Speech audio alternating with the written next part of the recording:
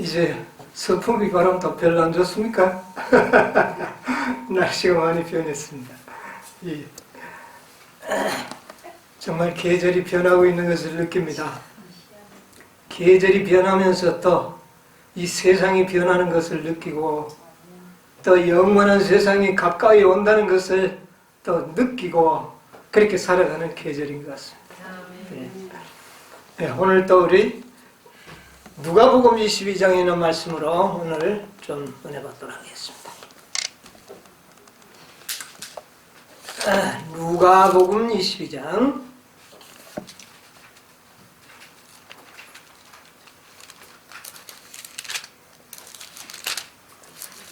역시 오늘도 그 예수님의 겟세마네 동산에서의 그 시험에 관련된 문제들을 오늘 또 생각하면서 은혜를 받겠습니다.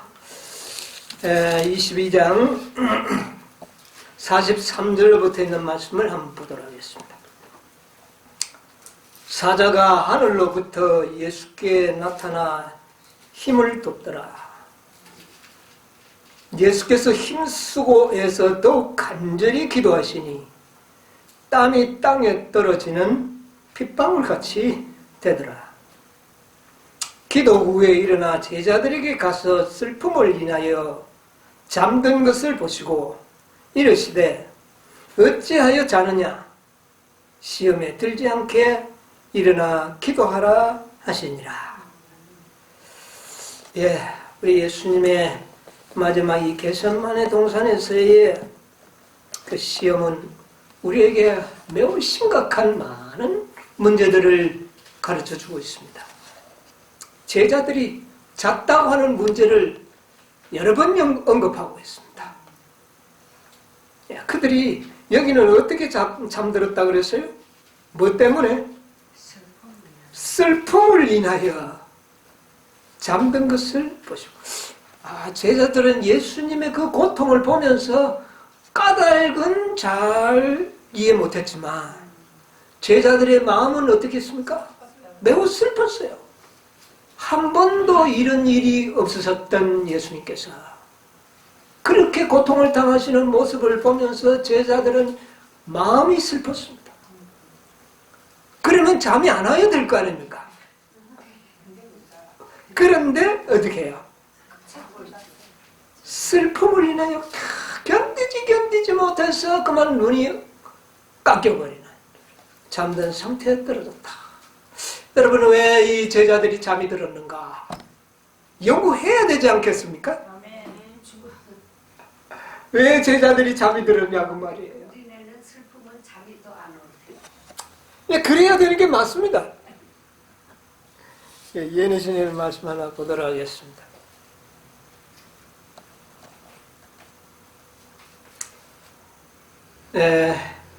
이거는 화이트 주석에 있는 말씀인데요. 마태복음 26장 43절의 주석입니다. 이 두려운 시간에 그리스도의 인성은 제자들의 동정을 받기를 갈망하였다. 두 번째, 그분이 땅바닥에서 일어나서서 제자들에게 갔었을 때 그들이 잠자고 있는 것을 보셨다. 이 잠은 깊은 잠이 아니었다. 제자들이 어떤 잠을 잤어요? 깊은 잠이 아닙니다. 깊은 잠은 아니었다. 그러나 그들은 졸고 있었다. 상태가 어떤 것 같아요? 안 자려고 넘어가면서 고개를 끄덕일 수밖에 없이 졸고 있는 모습. 졸고 있었다. 그들은 주님의 고통과 고민에 대한 극히 제한된 느낌만 가지고 있었다. 이 말은 뭐냐면은 예수님이 당하시는 그 고통을 예수님이 깨닫는 만큼 고통을 깨닫지 못하고 아주 제한된 그런 느낌만 제자들은 갖고 있었다. 친절하게 예수님은 잠깐 동안 그들이 있는 곳에 몸을 구부리고 계셨다. 아주 처량하게 제자들을 바라보셨다고 말합니다. 그리고 긍휼과 사랑에 뒤얽힌 감정으로 제자들을 바라보고 있었다. 잠자는 이 제자들의 모습에서 예수님은 잠자는 교회의 모습을 보셨다. 그러니까 연구해야 되지 않겠어요? 예수님이 제자들의 모습을 보면서 먼 훗날 마지막 때에 하나님의 교회라고 하는 교회가 뭐 하는 것을요? 잠자는 모습을 보셨다. 그들이 마땅히 깨어 있어야 할 때 잠들어 있었다. 여러분, 그러므로 이 예수님이 겟세마네 동산에 있을 때의 제자들의 잠자는 모습은 이 시대의 하나님의 교회를 보여준 것이다. 그 다음에 교회 중은 205페이지에는요. 내 아버지 할 만하시거든 이 잔을 내게서 떠나게 해달라는 기도와 함께 이 잠자는 제자들은 하나님의 재림이 가까울 때에 잠자는 교회들을 나타낸다. 그런데 제자들이 예수님이 제자들에게 몇 번 왔습니까? 두 번 오셨죠. 3번 기도하시고 한 번 기도하고 난 후에 없고 또 한 번 기도 난 후에 나왔고 그 다음 가자 그랬어요. 그런데 여기 보니까 그들의 눈은 무거웠다. 제자들에게 오신이 또 자고 있었다.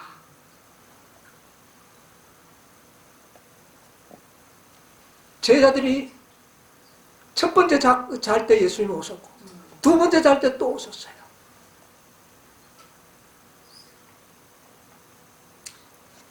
또 자고 있었다. 그런데 교회의 상태를 보신다 그랬어요. 교회라고 하는 교회들이 졸고 있다는 겁니다. 여러분, 여기에서 2번 졸고 있는 것을 보세요. 졸고 있는 것을 봤습니다. 첫 번째 조는 여러분, 나는 이것을 2교회로 보고 있습니다. 2교회. 첫 번째 졸고 있는 모습은 어느 교회일까요? 재림교회입니다. 왜? 재림교회가 마지막 교회니까요. 재림교회가 조는 모습을 봤어요. 2번 좋았을 때 또 제자들이 졸았는데 그때의 그 교회 모습은 18장 천사를 믿노라고 하면서도 했던 그들이 또 뭐 하는 겁니까? 또 존다는 겁니다. 그래서 여러분, 이런 것이 여기 보니까 교회를 상징한다고 이야기했기 때문에 이런 이야기가 나오는 겁니다. 여러분, 마지막 교회가 전체적으로 보면 다 재림교회예요.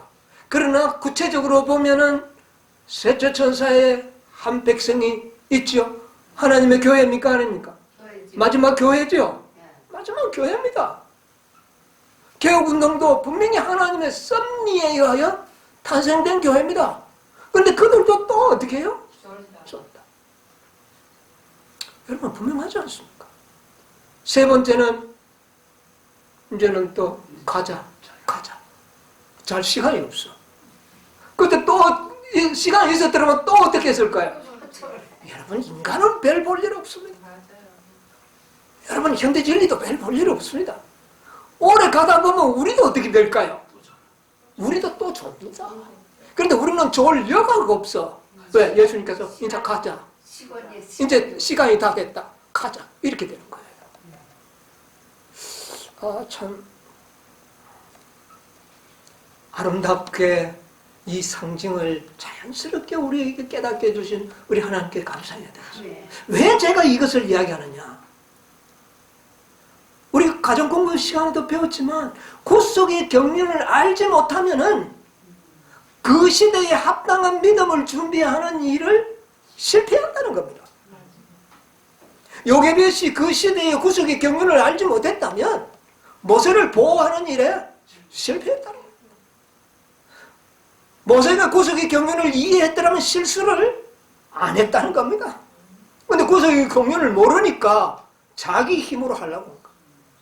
그러나 나중에는요, 구속의 경륜을 다 알고 난 다음부터는 오직 하나님의 말씀만을 어떻게 해요? 정적으로 신뢰하는 사람이 되었다. 여러분, 우리가 어떤 사람이 되어야 될까요?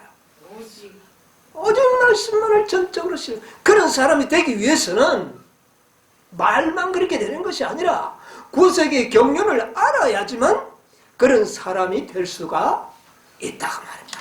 여러분, 이 사실을 깨닫게 되시길 바랍니다.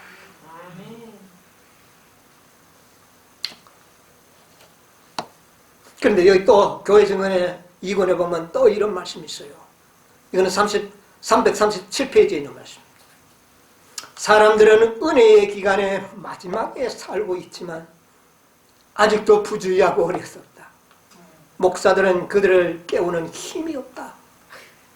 그들마저 잠들었다. 잠자는 목사들이 잠자는 백성에게 설교하고 있다. 지금 이 시대의 교회 상태를 이렇게 표현한 겁니다. 잠자는 목사가 잠자는 백성들에게 설교하고 있다. 그러니까 소경이 소경을 인도하는 거죠. 예. 잠자는 목사가 잠자는 백성에게 설교하고 있다. 그래서 이것은 뭘 의미하느냐면은 오늘날 교회라고 공언하는 모든 교회들이 다 잠자고 있다. 목사도 잠자고 있고 백성도 잠자고 있고. 그런데 잠자는 목사가 잠자는 백성에게 설교하고 있다. 여러분, 이게 오늘날 현실이에요. 맞아요. 이제 잠잘 시간이 없이 가야 하는 백성이 있어야 되는 거예요. 이제 가자. 이 제자들이 잠자게 되는 것은 구속의 경륜에 대한 희미한 개념을 가지고 있었습니다. 확실한 개념이 없었어요. 정언보감 225페이지 가운데 1권에 보면 이런 말씀이 있습니다. 인간의 죄를 짐에 따라, 예수님이 인간의 죄짐을 짐에 따라 하늘 아버지께로부터 분리됨을 느낄 때에 겟세마네 동산에서 하나님의 사랑하시는 아들이 당한 말할 수 없는 고민에 대하여 우리는 희미한 개념밖에 가질 수 없다. 여러분, 우리가 아직도 희미하다고 그랬어요. 우리도 희미한데 다른 곳에서 얼마나 희미하겠습니까? 우리는 이것을 연구하려고 이렇게 애를 쓰지만 아직도 우리도 희미한 거예요. 희미한 개념밖에 가질 수 없다. 그분은 타락한 인간을 위하여 그분은 죄 자체가 되었다. 예수님은 죄 자체가 되었다. 여러분, 이것은 매우 예수님의 고민이 어디에서 왔는가를 이제 연구해 보는데 예수님은 자신이 뭐가 되어버렸다는 걸 알았어요. 죄 자체가, 죄 덩어리가 되었다. 자신이 뭐가 됐다고요? 죄가 되어버린 죄가. 죄로 말미암아 오는 고통이에요. 이제 죄로 말미암아 고통. 여러분, 이 고통을 오늘 우리가 조금이라도 이해하게 된다면 이것은 큰 은혜입니다. 여러분, 우리 고린도전서 15장에 있는 말씀을 하나 보도록 하겠습니다. 고린도전서 15장 56절을 한번 보겠습니다.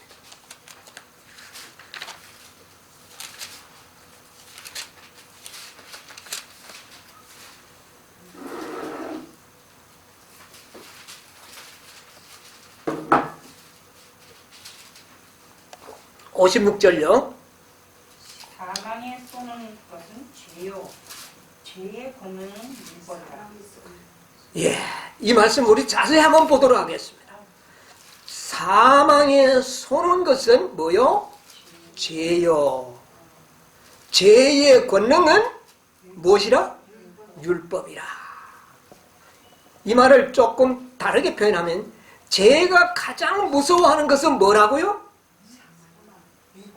율법. 사망은 그거 아니에요. 죄가 제일 무서워하는 것은 뭡니까? 왜냐하면 죄의 권능은 뭡니까? 율법이에요. 그러니까 이 죄는 율법만 오면 어떻게 되는 겁니까? 이거는 벌벌 떠는 거예요. 여러분, 죄 지은 사람이 누구만 오면 벌벌 떨어요? 경찰이. 이 율법을 가진 자가 오거든요. 예. 자, 누가 죄가 됐었어요? 예수님이 죄가 되었어요. 그러면 이제 뭐가 겁이 날까요? 예수님은 예수님이 죄가 되었을 때 그분은 율법이 그렇게 무서웠던 겁니다. 무슨 말인지 이해하십니까? 자, 그런데 사망에 쏘는 것은 그랬어요. 예. 근데 이 말을 다른 성경에는 뭐라고 번역했느냐? 죽음의 독침은 뭐요? 죄요. 죄의 독침을 맞으면 우리가 다 어떻게 됩니까? 사망합니다. 우리가 다 죄의 독침을 맞아서 죽는 거예요. 그래서 이 사망은 우리 인간들은 안 죽으려고 뭐를 피해야 될까요? 사실은 죄를 피해야 되겠죠. 그런데 안 죽으려고 하면서 죄를 짓는 게 사람이에요. 죄의 종로로 사망이 무서워가지고 죄의 종로로 사는 거예요. 그러니까 사망을 안 달라면 죄를 안 지어야 되는데 사망이 무서워서 죄를 짓는 거예요. 왜? 이 세상에 마귀가 그렇게 만들어요. 그래서 사망의 독침은 죄예요. 그래서 우리가 이 죄의 독침을 맞으면 다 죽습니다. 그런데 죄가 굉장히 무서운 거죠. 그러면요, 죄가 굉장히 무서운 겁니다. 이 죄의 독침만 맞으면 죽거든요. 그런데 죄가 두려워하는 게 있어요. 그게 뭘까요? 율법이라. 죄를 걷는 건 율법이라. 그래서 죄가 가장 무서워. 이제 여러분 좀 깨달아야 됩니다. 여기서. 근데 예수님께서는 그 사망의 독침을 자기 몸으로 다 받아버립니다. 사망의 그 독침, 죄의 독침을, 모든 죄가 가지고 있는 모든 독침은 하나도 넘김없이 자신의 몸으로 다 어떻게 해요? 다 받아버려요. 그럼 죄가 이제 다 누구한테 다 갚버렸습니까? 예수님에게 갚버린 겁니다. 그때에 뭐가 오는 겁니까? 이제 율법이 오는 거예요. 그때에 느끼는 그 두려움을 예수님께서 느끼신 것입니다. 겟세마네 동산에서는 모든 인류의 죄를 다 어떻게 해요? 여기 보면 그랬잖아요. 그분은 타락한 인간의 모든 죄가 되셨다. 다 죄의 독침을 다 맞아버려. 그때 율법이 하나님이 공의로 임재하시는 거예요. 율법. 그것을 했을 때 예수님이 거기서 오는 그 공포심, 두려움, 그것을 예수께서는 여기서 다 그 말입니다. 여러분, 여기에서 믿음으로 말미암는 의가 잘 나타납니다. 여러분, 우리는 믿음으로 말미암는 의라 그렇게 하죠. 그런데 이 믿음은 여러 종류에도 사용합니다. 믿음은 죄에게도 사용할 수 있어요. 믿음으로 말미암는 죄. 믿음으로 말미암아 우리가 뭐가 됐어요? 죄인이 된 겁니다. 여러분, 믿음은 꼭 하나님께만 사용되는 게 아니에요. 아담이 사단의 말을 믿음으로 말미암아 뭐가 되어버렸어요? 죄가 됐어요. 그래서 믿음으로 말미암는 죄가 되어버린 거예요. 그렇죠? 죄가 됐어요. 그러면 이제 우리는 어떻게 구원받을 수 있어요? 또 믿음으로 죄인이 됐다면 우리는 또 뭐로요? 믿음으로 어떻게 해요? 의인이 되는 거예요. 그런데 누구 말을 믿느냐는 겁니다. 사단의 말을 믿으면 죄인이 되는 것이요. 하나님의 말씀을 믿으면 의인이 되는 것이요. 네. 그런데 이미 우리 인간들은 전부 뭐가 되어버린 상태입니까? 죄인이 사단의 말을 믿음으로 말미암아 죄인이 된 거예요. 사단의 말을 믿고 죄인이 될 수 있다면 왜 하나님의 말을 믿고 의인 될 수 없느냐? 논리적으로 어때요? 왜 피조물인 그 사단의 말을 믿고도 우리가 죄인이 되었고, 죄인이 되었기 때문에 흉악한 죄인으로 변화되었지 않습니까? 우리가. 그렇다면 우리가 그리스도의 말을 믿고 의인이 될 수 있고 아멘. 그리스도의 말씀을 믿음으로 변화받는다는 것이 뭐가 이상하냐고 말이에요. 아니요, 이상해요. 너무나도 당연하고 아멘. 우리가 원자의 대에서 너무나도 당연한 일인 이 진리가 이 속에 있지 않습니까? 아멘. 그런데 우리 인간들은 이미 뭐가 돼버렸어요? 죄인. 믿음으로 말미암아 죄인들이 다 돼버렸습니다. 죄의 독침을 맞아버렸단 말입니다. 이제는. 그러면 이 죄의 삭은 뭡니까? 사망이에요. 이거는 영원한 죽음. 영원한 삶. 예수님은 모든 인류의 죄가 돼버렸습니다. 모든 인류의 죄가 돼버렸어요. 그러면 예수님은 이제 그 죄의 독침을 다 맞았으니 뭐를 당해야 합니까? 무슨 사망? 영원한 사망. 이걸 받아야 되는, 이게 두려운 거냐 안 두려우냐 그 말. 두려우시지요. 여러분, 그렇게 보내야 우리는 이것을 영원하신 분이, 영원이라는 것을 아는 분이 말입니다. 아멘. 우리는 영원을 압니까? 모르죠. 우리 영원 말은 하지만 영원이 뭔지 몰라요. 우리가 아는 것은 기껏 뭐 100년, 200년, 그리고 인간의 역사 6,000년, 요거 6,000년도 제 못해가 5,000년밖에 겨우 알고 있어요, 우리가. 이것만이 우리가 겨우 아는 거예요. 그런데 예수님은 뭐를 아시는 분이에요? 영원을 아시는 분이에요. 영원을. 그러니 얼마나 그런데 그 영원을 아시는 분이 영원한 죽음을 맞이하게 되었을 때 그 두려움이 얼마나 크냐. 아멘. 하나님과의 영원한 분리. 이것은 두려운 일이었어. 그러니까 두려웠지요. 그래서 고민해서 그렇게 아버지가 부르짖었던 겁니다. 할만하시거든 아버지요. 이 잠만큼은 내게서 어떻게 해요? 거울게 지나가게 해달라고. 지나가게. 이른 찰나에 그리고 제자들의 동정을 받기를 원했다 그랬어요. 여러분 우리 로마서 7장 24절에 있는 말씀 하나 보겠습니다.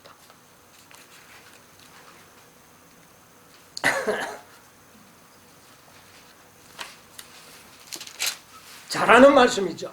24절에 오호라 나는 공고한 사람이다. 이 사망의 몸에서 누가 나를 건져나라. 여러분 이게 사도 바울이 구속의 경륜을 좀 깨달았을 때에 그의 마음 깊은 곳에서 나오는 고백이었습니다. 네. 이 사도 바울은 이 인간들이 얼마나 희망이 없는 존재라는 것을 처절하게 깨달았어요. 누가 이 사망의 몸에서 나를 건져내랴.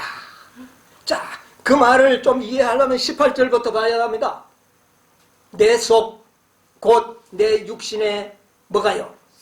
선한 것이 거하지 아니하는 줄을 아노니. 자, 우리의 육신 속에 선한 것이 있다 없다? 없어요. 없다는 것을 사도 바울이 깨달은 거예요. 의의가 하나도 없으면 뭡니까? 우리에게 선한 게 하나도 없어요. 선한 것이 하나도 없다면 뭐냐고요? 그러면 그게 죄인이라는 겁니다. 죄인이라는 거예요. 예, 잘 보세요. 하나도 없는 것을 알았어요. 내가 원하는 바 선은 19절 선은 행하지 아니하고 도리어 원치 아니하는 바 악은 행하는도다. 그러니까 속에 있는 것이 행동으로 나오지 않습니까? 그러니까 내 속에는 뭐밖에 없다는 거예요. 앞밖에 없다. 죄가 있다는 겁니다. 죄가 있다는 겁니다. 만일 내가 원치 않은 그것을 행하면 이를 행하는 자가 내가 아니요 내 속에 거하는 뭐가? 그러니까 내 속에 이미 뭐가 있다는 거예요. 죄가 있다. 그러면 이거 선천적인 죄 아닙니까? 맞아요. 다시 말하면 뭐 일반 개신교회의 원죄론과는 다르지만 원죄가 있다는 겁니다. 그래서 예언신에는 선천적인 죄라고 표현을 합니다. 원죄라고 표현하지 않습니다. 왜? 원죄라는 것은 잘못된 오류이기 때문에. 그러나 선천적인 죄가 있는 것은 사실이에요. 죄가 죄를 짓도록 하는 거예요. 뭔 말인지 아세요? 네. 내 속에 있는 죄가, 선천적인 죄가 후천적으로 죄를 짓도록 만드는 거예요. 무슨 말인지 아세요? 네. 이거 잘 깨달아야 됩니다. 내 속에 거하는 죄인이라 그러므로 내가 한 법을 깨달았노니 곧 선을 행하기 원하는 나에게 악이 함께 있는 것이라. 내가 이제는 선을 행하려고 하는 내 생각이 있어요. 있는데 행동은 뭐밖에 나가는 게 없어. 악이나 악하는 것밖에 없어. 지금 우리 마음과 그렇지. 자, 그래서 23절 내 지체 속에서 한 다른 법이 내 마음과 싸워 내 지체 속에 있는 죄의 법 아래로 나를 사로잡아 오는 것을 보는도다. 오호라 나는 뭐 사람이요? 공고한 사람이요. 이 사망의 몸에서 누가 나를 건져내라. 그러면 건져냈을 분이 없다는 말입니까? 있다는 말입니까? 있다는 말이죠. 있다는 말입니다. 우리 주 예수 그리스도로 말미암아 하나님께 감사하리로다. 아멘. 여러분 사도 바울이 자꾸 싸운다 그러죠. 누구하고 싸우는 겁니까? 내 육체 속에 있는 죄와 그 다음에 하나님이 주신 의로운 마음. 이제 내가 믿음으로 말미암아 뭐를 받은 겁니까? 의를 받았잖아요. 그러니까 믿음으로 받은 의와 내 속에 본래 거하는 죄가 어떻게 하는 거? 싸우는 거예요. 그런데 매일 싸워서 매일 우리는 어떻게 해야 돼요? 이겨야죠. 이기는 거예요. 무엇으로? 믿음으로. 아멘. 그런데 여러분은 육체 속에 죄가 꿈틀거린다고 해서 내가 졌다고 해서 그게 없어지기를 여러분은 기대하는 거죠. 싸워야 되는 승리. 여러분 그거 없어지기를 기대하지 말고 싸우려고 하십시오. 아멘.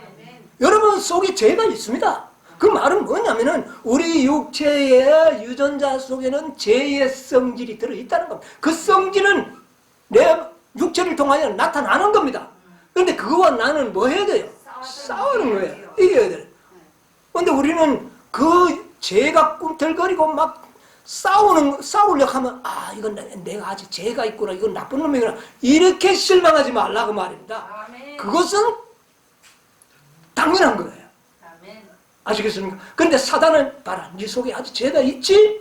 그러니까 너는 내인데 졌어. 이렇게 우리를 속여가지고 우리를 좌절시키고 실망시키려고도 합니다. 거기에 지면 안 돼요. 우리는 우리가 받은 의의 능력과 의의 마음이 있잖아요. 의의 마음은 선을 행하려고 하잖아요. 그런데 선을 행하려고 하면 육체가 행하잖아요. 그런데 육체 속에는 뭐가 있어요? 죄가 있는 거예요. 그래서 들어있는 이 죄가 의를 행하지 못하도록 나타난답니다. 그러면 여러분은 어떻게 해야 돼요? 싸워야 돼요. 한 대 얻어맞아서 좀 아플 수는 있지만은 그거 졌다고 생각하지 마세요. 우리는 그거가 끊임없이 어떻게 해요? 싸우는 겁니다. 싸우는 겁니다. 자, 우리가 여기에서 우리가 선천적인 죄와 후천적인 죄가 있다는 겁니다. 여러분, 선천적인 독침은 우리가 다 이미 맞아버렸어요. 선천적인 독침은 맞았는데 이 선천적인 독침은 어떤 생명만 죽이느냐 하면 어떤 사망, 첫째 사망만을 당하게 하는 겁니다. 이 첫째 사망은 그래서 의인이나 악인이나 다 어떻게 되는 겁니다. 다 당하는 겁니다. 그러나 후천적인 죄는요. 후천적인 죄는 영원한 사망, 둘째 사망을 당하게 되는 겁니다. 그런데 이 예수님이 이 맞으신 모든 이 죄의 독침은요. 우리를 위하여 죄가 된 것은 선천적인 죄와 후천적인 모든 죄의 독침을 예수님은 다 온몸에 받으신 거예요. 이걸 다 받아버린 거예요. 그리고는 율법에게 죽어버린 거예요. 몽땅 죄를 율법이 와서 권세가 너는 죽어야 된다. 그러니까 아멘 하고 죽어버린 거예요. 죄가 해결이 돼버린 거예요. 여러분 여기에 놀라운 비결이 있는 거예요. 그럴 때 믿음으로 말미암아 우리가 뭐를 받을 수 있어요? 의를 얻을 수 있는 거예요. 우리의 죄를 누가 가져가 버렸습니까? 그분이 다. 그러나 그분이 당하는 그 죄의 고통은 상상할 수가 없어요. 자, 그래서 예수님은 우리 인간들을 위하여 죄가 되셨고, 그래서 예수님은 그 죄의 권능인 율법의 저주를 받아서 돌아가신 겁니다. 그래서 나의 아버지하고 부르짖고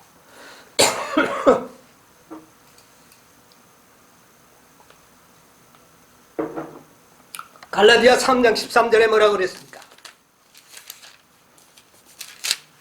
이건 중요한 말씀이기 때문에 한번 읽어야 되겠습니다. 갈라디아 3장 13절에 보면 그리스도께서 우리를 위하여 어떻게 해요? 저주를 받은 바 되사. 그게 무슨 저주였습니까? 율법의 저주에서 우리를 속량하셨으니 그러므로 이제는 둘째 사망의 죄의 독침으로 죽을 사명은 우리가 받지 않아도 된다. 그 말이에요. 누가 받아버렸기 때문에? 주님께서 율법의 저주를 받아버린 거예요. 그게 율법의 권능입니다. 율법은요, 죄를 죽일 수 있는, 죄를 없이 할 수 있는 권능이 누구에게 있어요? 율법에게 있어요. 근데 그 율법에 예수님은 이 세상의 모든 죄를 다 그의 몸에 모아가지고는 율법에게 어떻게 해요? 죽어버려요. 여러분 이 구석이 경영 놀라워.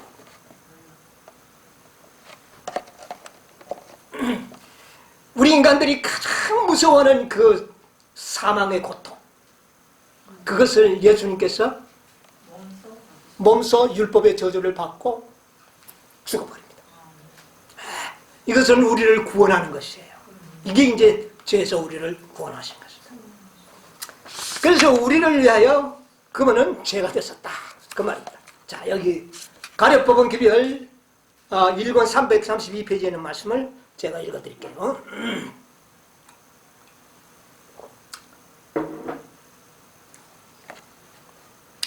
주님께서는 이 세상에 계실 때 존대를 받지 못하셨고 알려지지 않으셨다. 예수님이 안 알려졌습니까? 알려졌죠. 그런데 여기 보니까 이름을 몰랐다는 말이 아니라 인정을 받지 못했다는 겁니다. 사람들에게 인정을 받지 못했다. 그 말입니다. 주님께서는 30여 년 동안의 지상생활 기간에 상상조차 할 수 없는 범민으로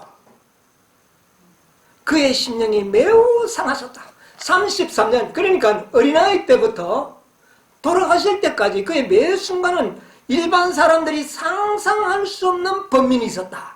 그럼 그게 뭘까요?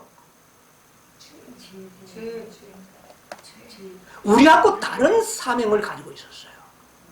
우리는 죄 지어도 밋밋했지만 예수님은 한 번의 실수가 인류의 모든 운명을 결정짓는다는 사명감이 있었기 때문에 그는 매 순간 상상할 수 없는 고민을 할 수밖에 없습니다. 여러분, 이 사명감으로 예수님은 승리하신 것입니다.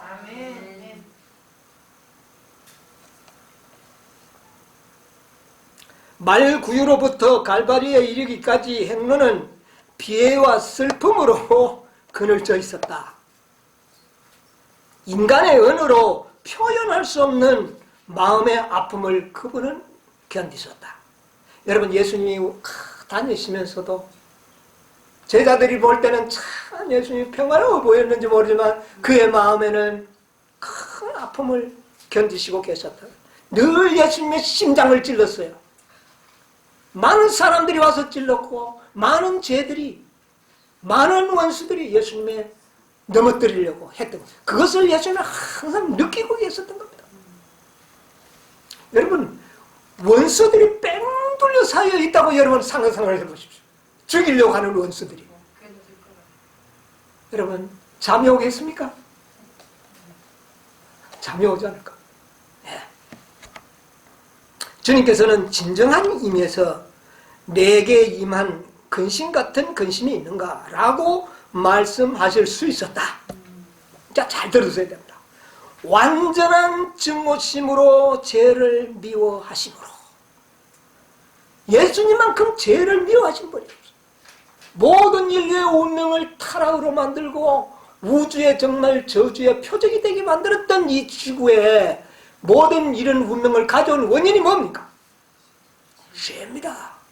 그러므로 예수님은 완전한 증오심으로 죄를 미워하심으로 주님께서는 온 세상의 죄들을 당신의 영혼 안으로 끌어들이셨다.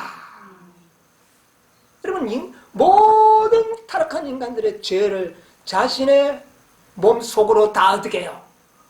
끌어들이셨다. 죄가 없으신 분으로서 죄의 흥벌을 짊어지셨다. 모든 죄에 대한 범죄의식이 죄책감, 범죄의식이 그 놀라운 무게를 가지고 세상의 구주의 거룩하신 그의 영혼을 압박하였다.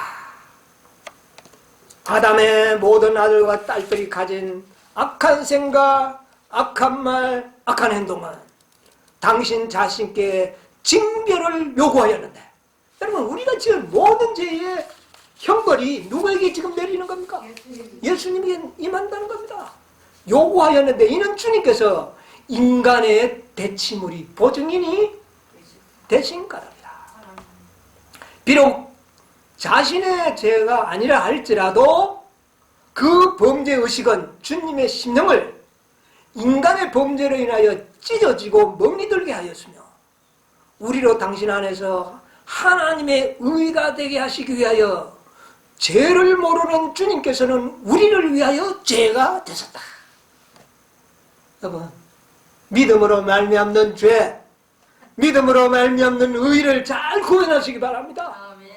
우리에게 믿음으로 말미암는 의를 주시기 위하여 예수님은 모든 뭐가 되셨다? 모든 죄가 되셨다. 죄 덩어리가 됐다. 놀라운 일이죠. 예. 우리의 거룩하신 대치물이 되신 주님께서 자원하여 공의의 칼 앞에 당신의 영혼을 벌거 벗기심으로 우리를 멸망하지 않고 영생을 얻을 수 있게 하셨다.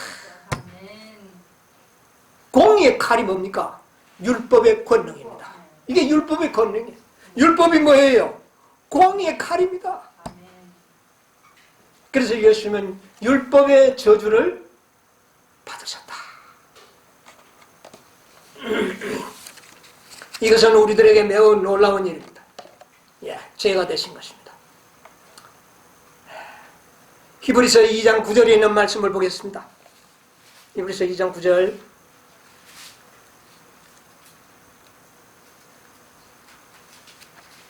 오직 우리가 천사들보다 잠시 동안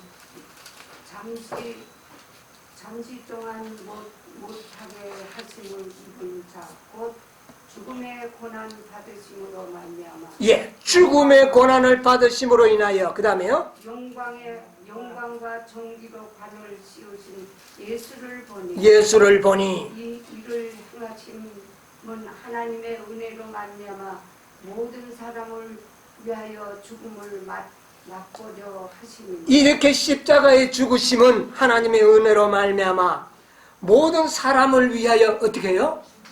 죽음의 맛을 보게 하려 하심이라. 그 죽음의 맛이 뭡니까? 우리가 죽는 이런 죽음이에요? 십자가에 우리도 달려서 죽을 수 있어요. 그 죽음이 아니고 둘째 사망에, 모든 인간들이 지은 죄에 우리가 구원받으면 우리가 죽어야 할 그 둘째 사망의 고통을 예수님은 어떻게 해요? 맛을 보려 하십니다. 그래, 이 맛은 지금 누구밖에 보지 않았어요. 예수님 이외에는 본 적 없어요. 그러므로 우리는 이제 맛을 보지 않아도 되게 됐다. 아, 정말 할렐루야 아닙니까? 아멘. 아멘. 정말 감사하죠. 자, 우리 요한계시록 20장 14절에 보겠습니다. 20장 14절. 사망과 음부도 어떻게 해요? 이것을 둘째 사망 곧 불모지라. 예, 불못에 던지우리니 이것은 곧 뭐라? 둘째 사망. 여러분이 마지막 영원한 그 불에 의하여 태움을 받을 사망은 바로 둘째 사망입니다. 여러분, 첫째 사망은요, 선천적인 죄를 죽는 이 죽음은 영원한 불못에 들어가지 않습니다. 그것은 죽음으로서 어떻게 해요? 끝납니다. 그러나 후천적인 죄는 어디에 들어갈 죄입니까 이게? 사망. 둘째 사망, 불못에 들어가야 돼요. 그런데 불못에 들어갈 때 얼마나 뜨겁겠습니까? 그 뜨거움을 누가 느꼈다고요? 예수님. 여러분, 예수님은 그 영원한 불 속에서 살아서 태움을 받는 그 뜨거움을 예수님은 맛을 받는. 여러분, 불 속에 타본 적이 있습니까? 진 적은 온몸이. 여러분, 됐을 때 아이고 저. 됐을 때 어떻게 했나요? 아유 요거 제법 뜨겁네? 이러고 가만히 있었어요? 밤새 얼른 튀어나왔죠. 얼른. 근데 예수님은 그 고통을 어떻게 했어요? 도망치지 아니하고 겟세마네에서부터 십자가의 동상까지 그 고통을 참고 견뎠다. 여러분, 그것은 심장이 터지는, 육체가 불에 타는 그 고통 이상의 고통을 예수님은 어떻게 해요? 당하셨다. 우리에게 그 고통을 면제해 주기 위해서 주시지 않아요. 이 죽음을 겟세마네 동산에서 당하셨다. 그래서 예수님께서는 율법의 저주를 받고 죄 자체를 불못에 어떻게 했어요? 던지셨죠. 던져버려. 그래서 이 불못은 뭐를 태워버리는 겁니까? 죄를. 죄를 태워. 예수님은 죄를 태워버리시고 자신은 이제 부활하시는 것입니다. 그래서 예수님께서는 요한복음 11장 25절은 뭐라고 그랬어요? 나는 길이요 부활이요 부활이요 생명이니. 나를 믿는 자는 죽어도 이제 우리는 믿는 자는 둘째 사망의 해를 어떻게 해요? 하지 아니하리라. 아멘. 너희들이 죽어도 너희들은 다시 어떻게 하리라? 살아나리라. 둘째 사망의 피해를 너희는 받지 아니하리라. 너희가 이것을 믿느냐? 아멘. 아멘입니다. 5장. 이런 놀라운 비밀을 모르고 영원한 사망을 당하는 자들이야말로 얼마나 억울한 자들입니다. 이런 놀라운 구속의 경륜을 깨닫고도 우리가 구원의 확신이 없이 그렇게 살 수가 있느냐 그 말이에요. 여러분, 예수님께서는 선천적인 죄의 독침, 후천적인 죄의 독침을 다 맞으시고 그 죄값을 다 지불해버렸습니다. 자, 그 다음에 우리가 제일 두려워하는 게 사망 아닙니까? 죄의 독침을 맞았기 때문에 언제 죽을지 모르니까 벌벌 떨고 있어요. 자, 우리 디모데후서 1장 10절 한번 보겠습니다.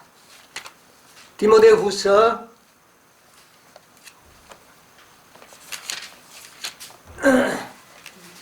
1장 10절 후서. 이제는 우리 구주 그리스도 예수의 나타나심으로 말미암아 나타났으니 저는 사망을 패하시고 뭐라고요?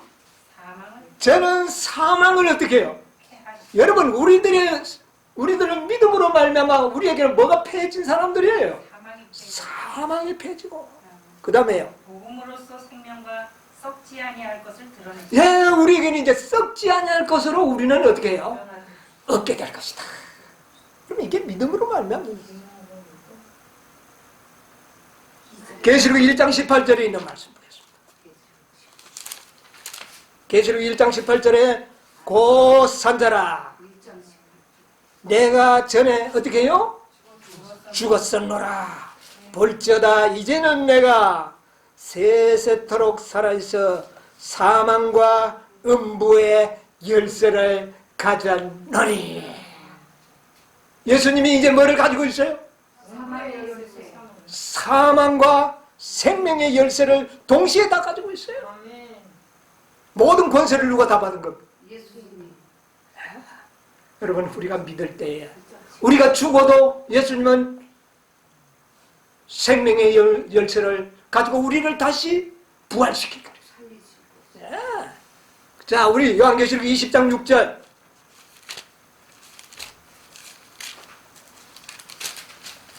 (20장 6절에) 보면 이런 말씀이 있어요. 이 첫째 부활에 참여하는 자는 복이 있고 거룩하도다. 둘째 사망이 그들을 다스릴 어떻게 해요?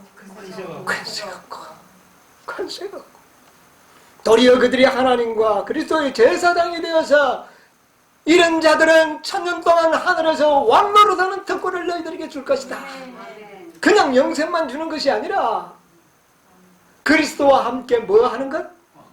이런 특권을 줄 것이다. 왕노릇. 이런 특권을 주시기 위하여 예수님께서는 지금 겟세마네 동산에서 뭐와 싸우고 있는 겁니까? 죄와 율법과 싸우고 있는 겁니다. 율법의 권세 아래서 죽임을 당하는 그 고통, 죽음의 고통을 지금 당하고 있다.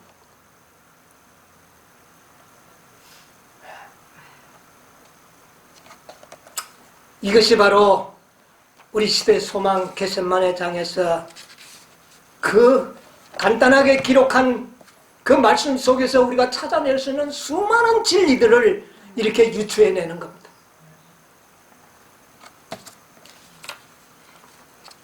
시대소망 693페이지에 보면은요,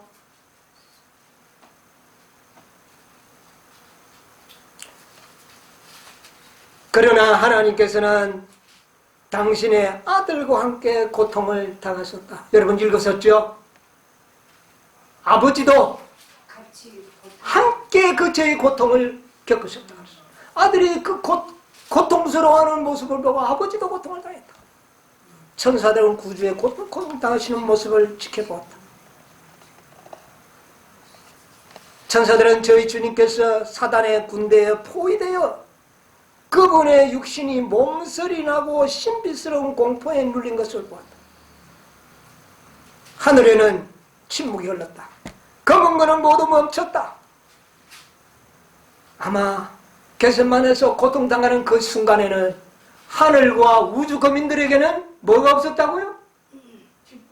기쁨이 사라지고 희락이 사라지고 노래가 없어지고 그 예수님의 고통에 그들은 다 동참했던 겁니다. 여러분 이건 놀라운 사건이죠. 네, 놀라운 사건입니다. 멈췄다. 죽을 수밖에 없는 인생들이 그의 사랑하는 아들로부터 당신의 빛과 사랑과 영광을 거두시는 아버지를 침묵과 슬픔 가운데 지켜보았다. 수많은 천사들이 놀라움을 바라볼 수 있었다면 그들은 하나님 보시기에 죄가 얼마나 불쾌한지를 좀 더 잘 깨달을 수 것이다. 여러분 우리가 이 구속의 경륜을 알면 알수록 예수님이 완전한 증오심으로 죄를 미워한 것처럼 우리도 그렇게 죄를 미워하게 될 것이고 죄의 모양이라도 싫어하게 될 것입니다. 그것을 좀 깨달은 자가 누굽니까? 사도 바울이죠. 나는 악의 모양도 버린다.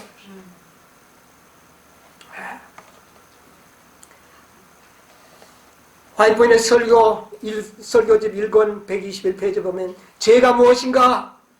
그가 이것을 죄를 발견하기 위해서는 일단 이곳에 와야 한다. 이곳이 어딜까요? 이곳에 와야 된다. 겟세마네. 예수님의 고통당만을 그 모습을 보라는 겁니다. 그게 죄라는 거예요. 그게 죄라는 겁니다. 네. 십자가를 보라는 겁니다. 그게 바로 죄다. 죄가 뭐냐 물었거든. 겟세마네 동산과 십자가를 보라는 거예요. 그게 죄라는 겁니다. 얼마나 무섭습니까? 이것을 깨닫기를 원하시는 거예요. 네.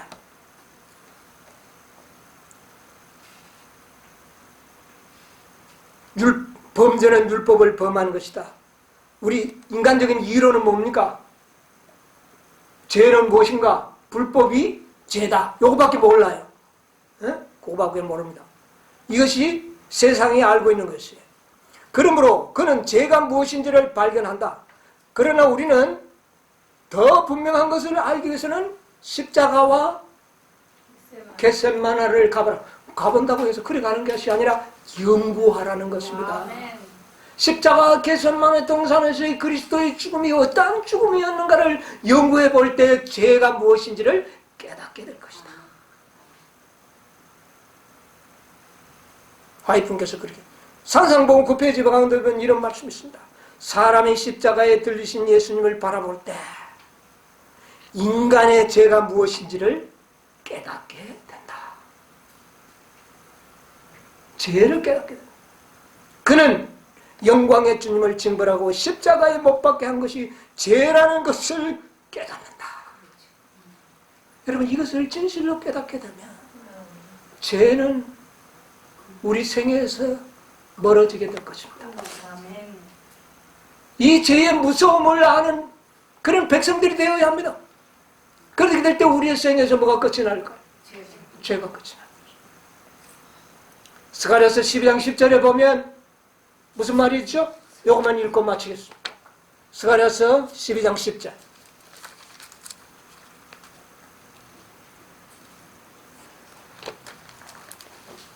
12장 10절에 보면 내가 다윗의 집과 예루살렘 거민에게 은총과 강구하는 심령을 부어주리니 그들이 뭐라고요? 12장 10절. 그 찌른 바 그를 바라보고 뭐를 바라보고 있는 겁니까? 이 사람이 지금 십자가를 바라보고 그래요. 바라보고 그를 위하여 애통하기를, 독자를 위하여 애통하도다며 그를 위하여 통곡하기를 어떻게 해요? 장렬을 위하여 통곡하듯 하리로다. 십자가를 바라보고 통곡하게 되는 거. 뭐 때문에 통곡하는 겁니까? 저분이 내 죄 때문에 저런 고통을 당하고 죽으셨구나. 이것을 바라보는 자들은 통곡하며 울면서 회개하게 될 것이라는 말입니다. 아멘. 그때 여러분이 우리의 생에는 죄와 정말 우리는 거리가 멀어질 것이고 죄의 생에서 자유를 누리게 될 것입니다. 그래서 우리는 이 겟세마네 장을 연구하고 깊이 연구해야 합니다. 구속의 경륜을 연구해야 됩니다. 그래야만 우리는 졸지 않는 마지막 하나님의 제자들이 될 수가 있는 거예요. 아멘처럼 우리 마지막 순간에 정말 우리는 졸지 않는 하나님의 한 백성, 늦은 비를 받을 수 있는 한 백성, 깨어서 늦은 비를 기다리는 한 백성, 이런 백성들로 준비되게 되기를 간절히 바라면서 말씀을 마치겠습니다. 아멘. 영광과 존귀와 찬송을 받으시기에 합당하신 하늘에 계신 우리 아버지, 아버지 은혜를 참으로 감사합니다. 정말 이 세상에 가장 부족하고 보잘것없는 저희들을 이렇게 불러 택하여 주시고 오늘도 이렇게 귀한 복된 날에 저희들을 아버지의 존전으로 불러주시고 귀한 생명의 말씀으로 우리에게 들려주셨사오니 감사합니다. 아버지, 오늘도 주님의 그 겟세마네 동산으로 우리를 불러주시고 아버지, 우리에게 죄가 무엇인지를 보여주셨사오니 감사합니다. 주님께서는 우리 인간의 모든 죄를 다 그의 마음에 다 취하여 가소서 온전히 죄가 되셨다고 말씀하셨습니다. 아버지여, 주님께서 죄가 되심으로 죄의 권능이 되는 그 율법의 고통을 당하신 예수님의 모습을 우리에게 보여주셨습니다. 주님이여, 이제 주님이 당하신 고통과 그 놀라운 사실을 이제 우리가 깨달았사오니 아버지여, 죄가 무엇인지를 우리로 하여금 깨닫게 하여 주시옵소서. 아멘. 그리하여 주님과 같은 우리도 완전한 증오심으로 죄를 미워할 수 있도록 도와주시고 죄를 우리의 생애 속에서 떨구어 버릴 수 있도록 아버지여 우리를 축복하여 주시옵소서. 주님이여, 우리가 잠자는 자들이 될까 두렵습니다. 아버지여, 우리에게 더욱 놀라운 진리를 깨닫게 해주시고 구속의 경륜의 그 아름다운 세세한 그 모든 분야들을 우리로 하여금 깨닫게 하소서. 주여, 우리가 이 사명을 감당하기에 부족함이 없는 믿음들을 다 준비하는 저희들이 되게 하여 주시옵소서. 아멘. 오늘도 주님이여, 이 자리에 참여하지 못한 영혼들 기억해 주시고 주여, 그들에게도 저희들과 동일한 은혜로 함께하여 주시옵소서. 아버지의 무한하신 사랑과 우리 주님의 그 크신 은혜와 성령의 감동, 감화하심이 저희들과 함께하여 주옵시기를 예수님의 이름으로 기도하옵나이다. 아멘.